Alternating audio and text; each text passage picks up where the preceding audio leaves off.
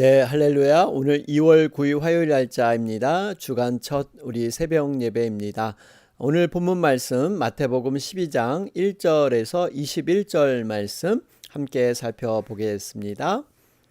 그때 예수께서 안식일에 밀밭 사이로 가실새 제자들이 시장하여 이삭을 잘라 먹으니 바리새인들이 보고 예수께 말하되 보시오, 당신의 제자들이 안식일에 하지 못할 일을 하나이다. 예수께서 이르시되 다윗이 자기와 그 함께한 자들이 시장할 때 한 일을 읽지 못하였느냐? 그가 하나님의 전에 들어가서 제사장 외에는 자기나 그 함께한 자들이 먹어서는 안 되는 진설병을 먹지 아니하였느냐? 또 안식일에 제사장들이 성전 안에서 안식을 범하여도 죄가 없음을 너희가 율법에서 읽지 못하였느냐? 내가 너희에게 이르노니 성전보다 더 큰 이가 여기 있느니라. 나는 자비를 원하고 제사를 원하지 아니하노라 하신 뜻을 너희가 알았더라면 무죄한 자를 정죄하지 아니하였으리라. 인자는 안식일의 주인이라 하시니라.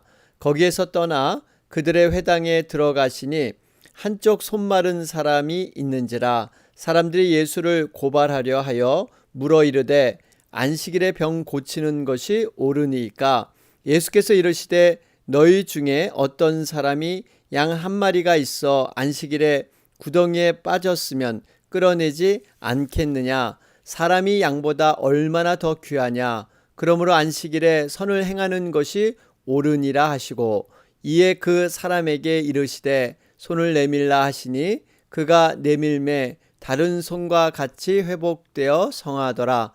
바리새인들이 나가서 어떻게 하여 예수를 죽일까 의논하거늘 예수께서 아시고 거기를 떠나가시니 많은 사람이 따르는지라. 예수께서 그들의 병을 다 고치시고 자기를 나타내지 말라 경고하셨으니, 이는 선지자 이사야를 통하여 말씀하신 바 보라, 내가 택한 종 곧 내 마음에 기뻐하는 바 내가 사랑하는 자로다. 내가 내 영을 그에게 줄 터이니 그가 심판을 이방에 알게 하리라. 그는 다투지도 아니하며 들레지도 아니하리니 아무도 길에서 그 소리를 듣지 못하리라. 상한 갈대를 꺾지 아니하며 꺼져가는 심지를 끄지 아니하기를 심판하여 이길 때까지 하리니, 또한 이방들이 그의 이름을 바라리라 함을 이루려 하심이니라. 아멘. 예, 우리 계속해서 마태복음 12장 내용 살펴보는 가운데 있습니다. 마태복음 11장 내용을 잠깐 우리 살펴보면요, 세례요한은 예수님의 오실 길을 준비한 귀중한 그런 사역자였죠. 그럼에도 불구하고 예수님이 참된 메시아인가 하는 그러한 의심의 마음이 있었습니다. 그럴 때 예수님께서 11장 5절 말씀을 통해서 맹인이 보며 못 걷는 사람이 걸으며 또 나병 환자가 깨끗함을 받게 되고 죽은 자가 살아나는, 다시 말하면 메시아가 오실 때 이사야 말씀을 보면 많은 그런 놀라운 능력으로 행하심을 입증한다 말씀이 있는데, 바로 내가 그러한 메시아다라는 것을 확증시켜 줍니다. 우리가 이것을 보면 예수님에 대한 정체성, 메시아에 대한 확신, 우리도 정말 예수님이 어떤 분인가를 늘 기억하면서, 특별히 우리 이 예수님을 자신의 만족을 위해서, 자신의 행복과 자신의 성공을 위한 수단으로 우리가 예수님을 믿어서는 안 됩니다.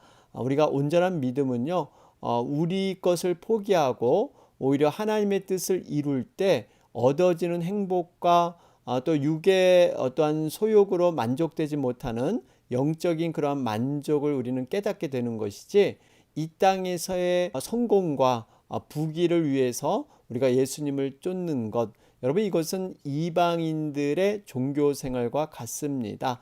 지금 유대인들은 바로 그 현세적인 메시아를 원했던 것이죠. 로마의 압제에서 해방시켜주고 또 유대인들의 속박에서 또 이렇게 여러 가지 어려운 속에 있는 이러한 자신들을 벗어날 것을 그들은 원했던 것입니다. 그러나 예수님은 분명히 이러한 모습으로 오지 않는다 말씀해 주셨죠. 그러면서 우리 마태복음 11장 11절의 내용이죠. 여자가 낳은 중에 세례 요한이 가장 크다 그랬죠. 그런데 천국에서는 극히 작은 자다. 여러분, 세례 요한 얼마나 믿음이 소중합니까? 얼마나 훌륭한 사역자입니까? 그럼에도 천국에 가면 가장 작은 자다.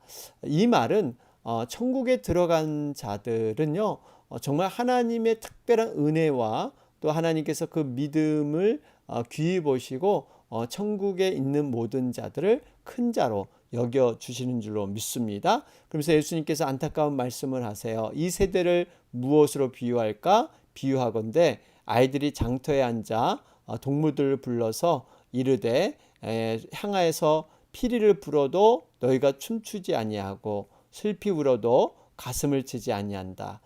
이 말씀은 아무리 예수님께서 하나님의 새로운 질서, 하나님의 복음을 정말 나타내려고 여러 가지 능력과 사랑을 이렇게 보여주셨지만 그들이 전혀 관심 없이 받아들이지 아니하는 무관심한 그들의 모습, 무정한 모습, 이것을 보면서 참 예수님이 안타까워하시는 그러한 말씀을 주십니다. 자, 그러면서 월요일 날짜였죠. 마태복음 11장 20절에서 30절 말씀, 예수님께서는 특별히 이 갈릴리의 많은 사역을 보여주셨습니다.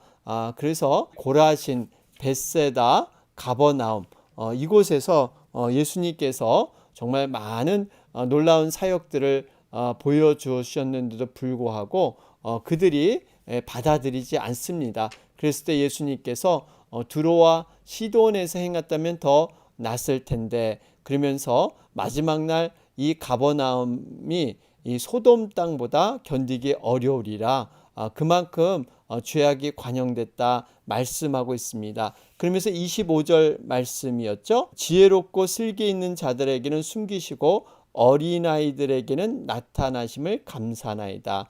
이 말씀은 우리가 영적으로 순수한 그러한 자들, 주님의 복음을 받아들이고 주님의 능력을 그대로 이렇게 인정하는 자들에게 놀라운 축복이 있을 것이다 말씀합니다. 그러면서 마지막으로 우리 11장 28절 말씀을 보면요, 수고하고 무거운 짐진 자들아 다 내게 오라, 내가 너희를 쉬게 하리라. 여러분, 이 말씀 너무나 우리가 잘 알고 있는 말씀입니다. 우리의 인생은 어차피 수고하고 무거운 짐진 그러한 모습이 있습니다. 그런데 예수님께서 우리를 초청하시죠. 쉬게 하기 위해서.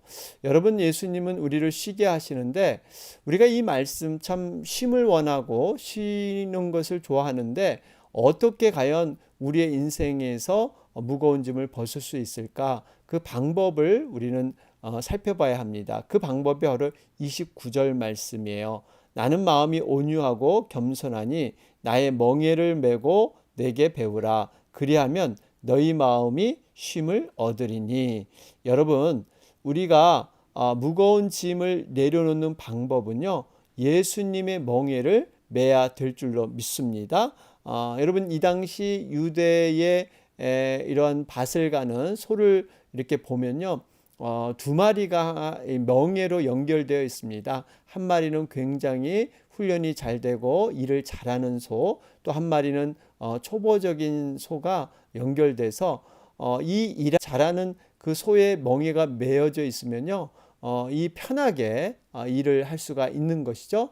바로 이 원리입니다. 예수님께서 우리의 멍에를 거의 짊어지셨기 때문에 우리는 그냥 예수님만 따라가면 쉽게 일을 할 수 있는 것, 바로 이 방법이 우리의 모든 짐을 내려놓는 그러한 방법인 줄로 믿습니다. 특별히 예수님의 마음을 본받고 배우라 그러죠.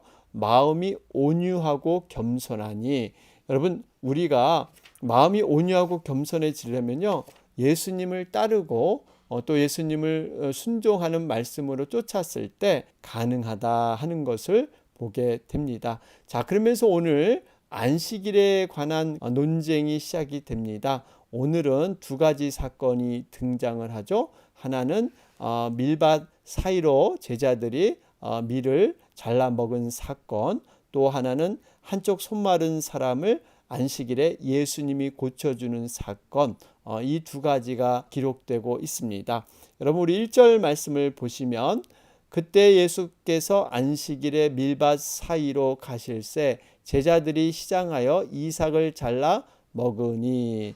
여러분 이 안식일에 제자들이 굉장히 시장에서 이삭을 잘라 먹는 사건이 등장을 하죠. 유대인들 바리새인 특히 사람들은요 안식일의 유전을 굉장히 중요시 여겼습니다. 그들은 출애굽기 20장에 따라서 물건을 운반하는 것도 노동이라고 금했죠. 심지어는 생명이 위독한 환자라도 죽지 않을 정도만 치료해 놓고 가고 안식일이 지나서 본격적인 치료를 했던 사람들입니다. 이러한 유전을 중시했던 사람들, 이들은요 어느 정도 이 안식일을 지키기 위해서 애를 썼냐면 안식일에 해서는 안 될 것을 39가지를 만들어서 지켜갔고요.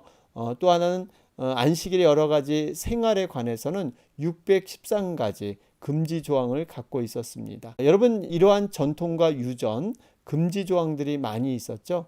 그런데 과연 그것들을 잘 지켰을까? 여러분 이것은 형식적인 이런 것에 치우치게 되는 것이죠.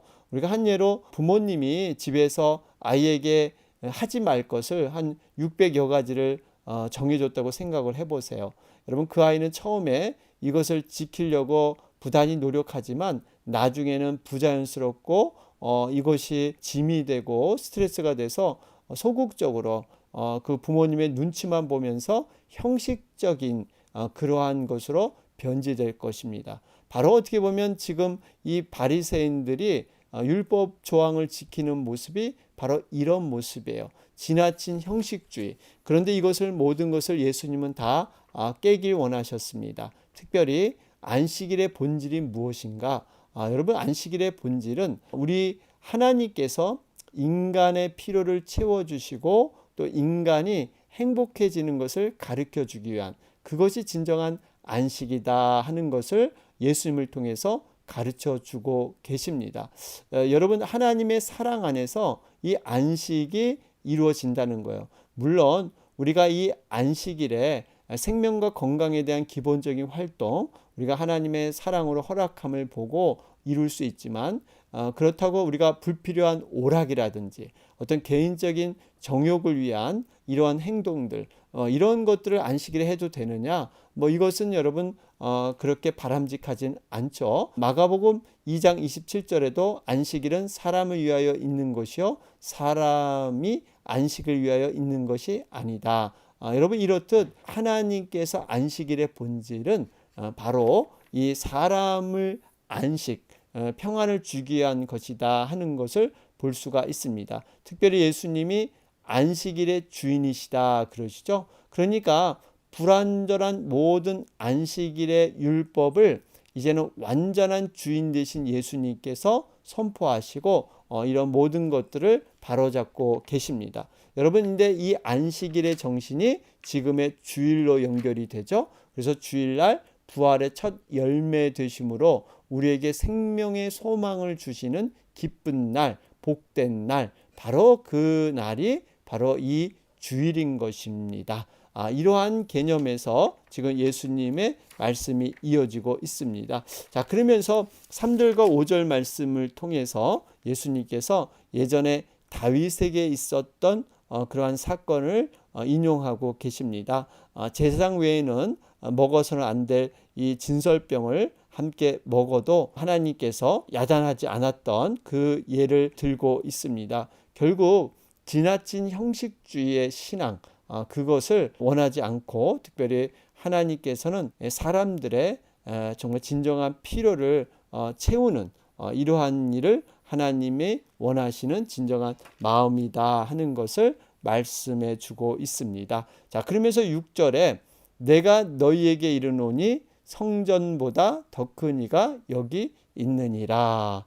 여러분 유대인들은 성전에 대한 존경심이 많았죠. 그래서 이유는 살아계신 하나님이 성전에 임재하시고 거하신다, 머무신다 이러한 생각을 갖고 있었습니다. 그래서 성전을 귀히 여겼는데 여러분 그것을 마치 성전을 귀히 여기는 걸 하나님의 사랑으로 그들은 여겼죠. 그런데 여러분 중요한 그 핵심의 본질을 유대인들은 놓치고 있었죠. 그 성전에 하나님의 임재가 없다면 무슨 소용이 있을까요? 여러분 이 성전 자체, 건물 자체만 이들은 중요시했지 내면적으로 과연 그곳에 하나님의 임재가 계시는가 하는 것들을 놓쳤습니다. 한낱 건물을 존중하는 것이 아니라 이제는 예수님께서 친히 성전의 본질이 되시고 주인이 되셔서 이 땅에 임재하신 줄로 믿습니다. 그래서 예수님께서 이제는 승천하시고 바로 너희에게 나보다 더 좋은 분 보혜사 성령님을 보내주실 것이다. 그래서 이제 성령님이 이 땅에 내려오셔서 우리 안에 우리 밖에 이렇게 임재하셔서 여러분 지금은 보이지 않는 성전 바로 우리 마음속에 바로 그 성전이 새겨진 줄로 믿습니다. 그렇기 때문에 여러분 우리의 마음을 늘 경건하고 거룩하게 가꾸어 가는 것 이것이 성전을 깨끗게 하는 그러한 모습이다 하는 것 성령님이 거하는 곳이 바로 여기다 저기다가 아니라 바로 내 마음속에 있다 그러지 않습니까? 그래서 우리의 마음을 늘 하나님 보시기에 좋은 마음으로 우리가 늘 가꾸어 가는 것 이것이 말씀과 기도로 여러분 가능하게 될 줄로 믿습니다. 7절 보면은 나는 자비를 원하고 제사를 원하지 아니하노라 하신 뜻을 너희가 알았더라면 무죄한 자를 정죄하지 아니하였으리라. 여러분 우리 하나님께서는요 단순히 이러한 제사 형식적인 예배만 원한 게 아니라 진정한 마음에서 우러나는 사랑의 마음 긍휼의 마음 이 자비를 원하고 계신다는 것입니다. 그러면서 8절에 안식일의 주인이시라. 바로 예수님이 안식일의 주인이 되셔서 또 성전의 주인이 되시기도 하죠. 그 성전을 완전히 또 깨끗게 하시는 그러한 일을 예수님은 하게 되십니다. 자, 그런 가운데 이제 우리가 10절 말씀을 보면 또 다른 사건이 등장을 하죠. 한쪽 손 마른 사람이 있었습니다. 그런데 이 사람을 어떻게 예수님이 대우할 것인가 이것을 가지고 예수님을 고소하기 위해서 일부러 이렇게 데리고 나오는 모습이죠. 여러분 이것은 시험하고자 하려고 했던 것입니다. 여러분 이 시험을 예수님께서는요 믿음과 하나님의 지혜로 이기십니다. 특별히 만약에 이 손 마른 사람을 안식일에 고쳐주게 되면 율법을 어겼다고 분명히 그렇게 공격할 것이고 고쳐주지 않게 되면 어떻게 될까요? 예수님이 이렇게 사랑이 없으시구나. 이런 어려움을 보고 그냥 아무 일도 안 한 것으로 여겨질 수가 있습니다. 여러분 이럴 때 예수님께서는 정말 뱀같이 지혜롭고 비둘기같이 순결한 그 모습으로 이런 모든 것들을 다 이겨 나가고 계십니다. 여러분 그 방법이 11절부터 쭉 설명되지 않습니까? 너희 가운데 양 한 마리가 있어 안식일에 구덩이에 빠지면 어떻게 하겠느냐? 그 양을 구해낼 것이다. 그럼 하물며 12절에 양보다 더 귀한 생명 이것을 구하는 것 그리고 고치는 것이 더 옳은 것이다. 그러면서 13절에 고쳐주십니다. 여러분 이 의미는 안식일에 더 많은 선을 행할 수 있다는 것입니다. 이들은 단순히 안식일에 일하는 것, 노동하는 게 금했다고 해서 선행까지도 포기하는 사실 실제적인 본질, 큰 것은 놓치고 이 부수적인 것, 비본질적인 것을 붙들고 사는 그 모습이 바로 유대인들의 모습에 있습니다. 마가복음 2장 27절에도 말씀했듯이 안식일은 사람을 위하여 있는 것이요 사람이 안식일을 위하여 있는 것이 아니다 말씀하고 있죠.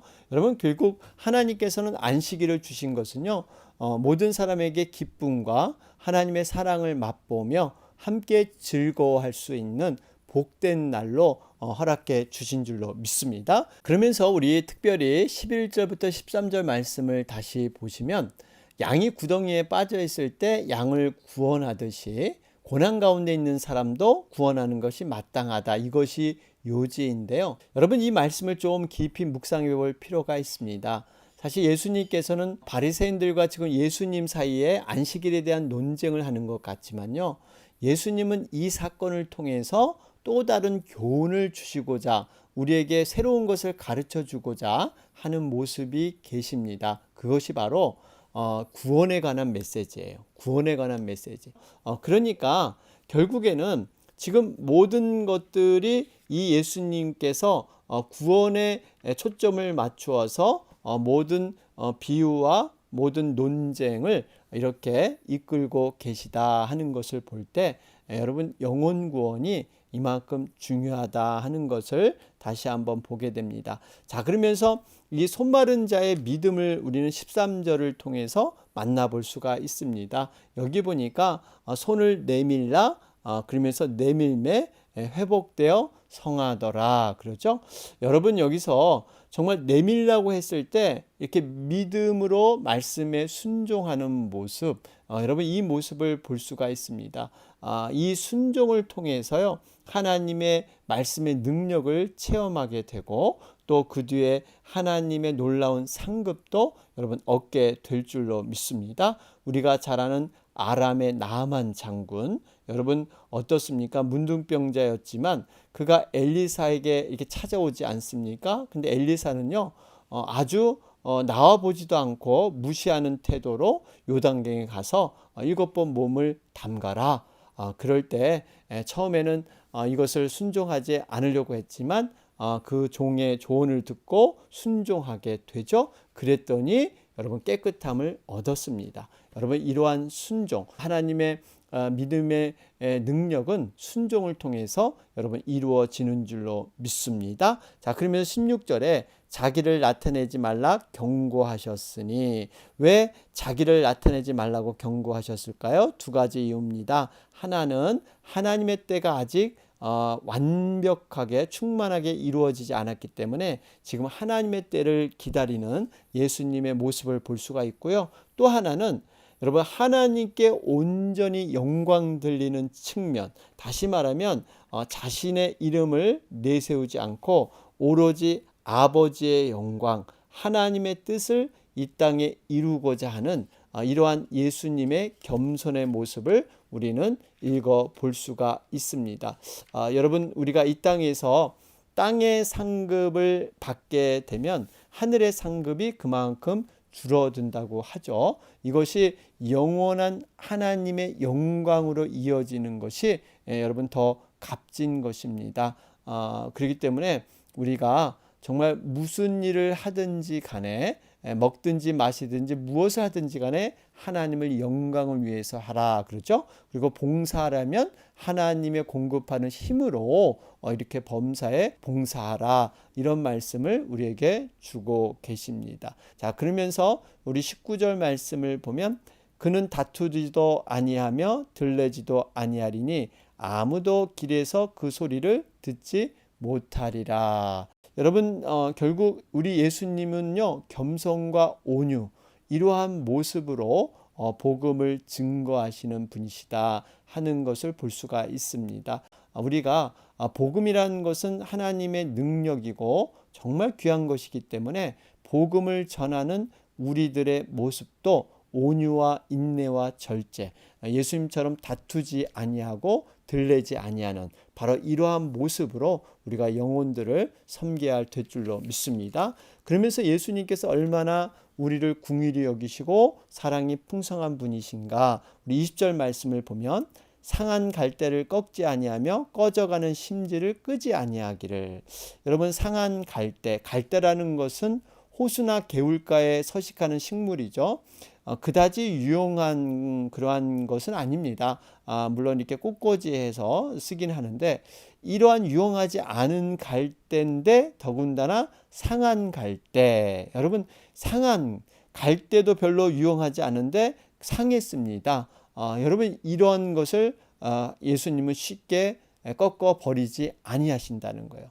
꺼져가는 심지, 여러분 이 꺼져가는 심지 여러분 아시죠? 이 불이 점점 꺼져가고 메말라가고 이러한 상태, 어떻게 보면 우리의 마음의 심령, 메마른 영혼들, 이러한 모습에도 우리 예수님은 포기하지 않고 끝까지 우리를 함께 해주시고 이렇게 세워주시기 위해서 우리를 이끌어 주시는 그런 예수님의 모습인 것을 볼 수가 있습니다. 우리가 다시 한번 기름이 충분해서 환히 빛나는 그러한 등불, 또 이 갈대도 상한 것이 아니라 싱싱한 갈대가 되는 것, 여러분 이것은요 어떤 방법이냐, 우리가 예수님 안에 온전히 거했을 때 여러분 가능하게 될 줄로 믿습니다. 때로는 우리의 신앙의 열정이 우리 과거보다 식어져 갈 수가 있고요. 내 마음이 냉랭해지고 또 신앙생활이 형식적이고 기계적일 때, 내가 봐도 나를 참 용서하지 못하고 한심해 보일 때, 이럴 때가 있습니다. 그럴 때 내 자신의 모습만을 바라보지 말고 내 자신의 중심으로만 생각하지 말고 우리가 예수님의 마음을 묵상해 볼 필요가 있습니다. 예수님께서는 상한 갈대를 꺾지 아니하시고 꺼져가는 심지를 끄지 아니시는, 끝까지 우리의 인생을 책임져 주시는, 그래서 세워주시는 그러한 예수님인 줄로 믿습니다. 포도나무 되시는 예수님께 가지로서 붙어 있으면 반드시 그 진액을 통해서 회복이 가능하다는 거예요. 그런데 우리가 포도나무를 떠나게 되면 여러분 이것은 가능성이 점점 없어지는 것이죠. 바라기는 우리의 부족함에도 불구하고 때로는 낙심 가운데 거할지라도 여러분 하나님께 나가는 삶, 믿음의 그러한 그 정도를 벗어나지 마시고 끝까지 여러분 지켜 나가 주시기를 바랍니다. 자, 오늘 말씀 정리해 보면 택함 받은 종의 길, 겸손을 겸비한 궁율 사역, 우리 안식일의 진정한 의미들을 생각하면서 예수님께서는 우리에게 궁극적으로 최종적으로 베풀고자 하는 그 뜻이 무엇인가 하는 것들을 기억하면서 우리가 다시 한번 그러한 주님과의 관계를 새롭게 세우는 여러분과 제가 되길 주님의 이름으로 축원합니다. 아멘. 오늘 화요일 날짜입니다. 우리 특별히 미국과 한국을 위해서 여러분 간절히 기도해 주시고요. 여러 가지 정치적인 상황, 또 코로나 사태 해결 위해서 여러분 간절히 기도해 주시기 바랍니다. 다 같이 기도 드리겠습니다.